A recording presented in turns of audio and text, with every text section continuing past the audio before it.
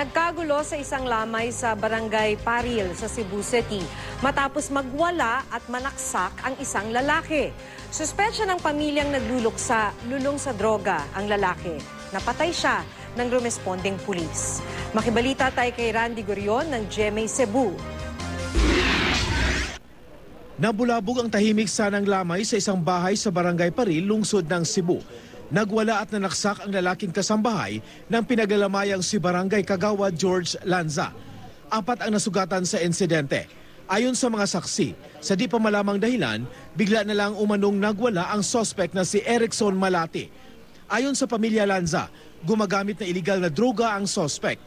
Kahit alam daw nilang adik ito, pinagkakatiwalaan pa rin nila dahil 3 taon na raw nila itong kasambahay. Ilang oras bago nagwala, napansin daw nilang tila masama kung makatingin ang suspect.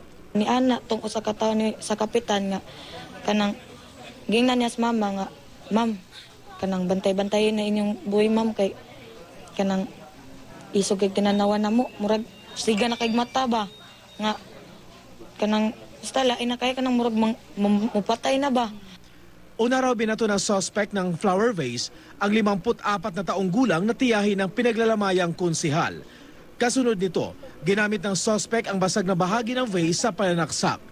Hinostage pa raw ng suspect ang isang anak ng namayapang konsihal. Siyagit naman sa Ate Jimar, kay sama dire duha, usa og diri sa luyo.